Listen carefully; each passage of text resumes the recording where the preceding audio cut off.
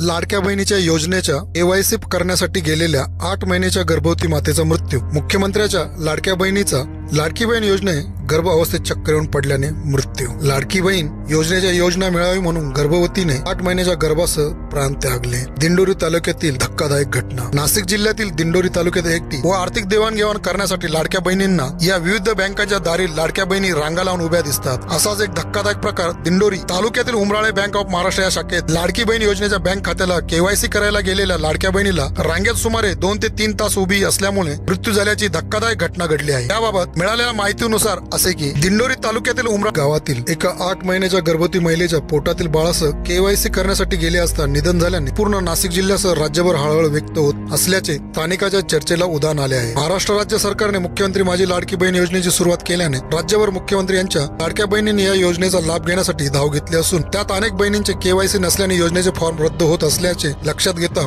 आपली योजना बंद न पडावी म्हणून दिनांक 30 जानेवारी 2025 रोजी दिंडोरी तालुक्यातील हळंदी डॅम येथील रहिवासी गरोदर महिला सुलभा भाऊराव लहांगे ही गरोदर महिला लाडकी बहीण योजनेच्या बँक खात्यात KYC करण्यासाठी आले असता बँकेत गर्दी असल्याने 2 ते 3 तास रांगेत उभी असताना तिला उन्हाचा झळा लागून अचानक चक्कर येऊन पडल्याने तिला उमराळे येथील प्राथमिक आरोग्य केंद्रात उपचारात दाखल केले। डॉक्टरांनी उपचार दरम्यान पोटातील बाळासह आईला मृत घोषित केल्याने मोठी खळबळ उडाली आहे। या घटनेत 2 जीवांना मुकावे लागले। काही दिवसातच जग बघण्यासाठी आईच्या कुशीत नव्या आशा इच्छा घेऊन आयुष्यातील सटीची रेख लिहिण्या अगोदर आईसह गर्भातील बाळाने निरोप घेतला। अत्यंत हृदय पिळून टाकणाऱ्या दुर्दैवी गर्भवती मातेचा बाळाचा मृत्यूच्या घटनेने जबाबदार कोण? महाराष्ट्र शासन, केंद्र शासन, स्थानिक बँक शाखा याबद्दल जनतेतून प्रश्न निर्माण उपस्थित होत आहे। या गर्भवती महिलेच्या घरातील कुटुंबातील लोकांची आनंदाचे क्षण साजरे करण्याचं स्वप्न काही दिवसातच पूर्ण होत असताना काही क्षणातच होते का नाही असे झाले। या झालेल्या घटनेच्या दोषीवर कोर्टातील कठोर कारवाई झाली पाहिजे। एक नाही तर 2 जीवांची हत्याच झाली आहे। नेमकी चूक कोणाची याकडे राज्यभरातील जनतेचे लक्ष लागून आहे। या घटनेबाबत परिसरातील रहिवासी शशी गामणे यांनी प्रशासनावर संताप व्यक्त करत उपाययोजना करण्याची मागणी केली आहे। RV22 न्यूज साठी RV22 न्यूज टीम ब्युरो। गावामध्ये बँक ऑफ महाराष्ट्राची शाखा आहे। या शाखेला 40 गावं जोडलेली आहेत।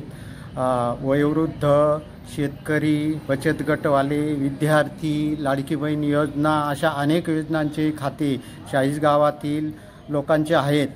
तर काल अशीच घटना एक झाली। एक 8 महिन्याची गरोदर स्त्री KYC करण्यास आली होती।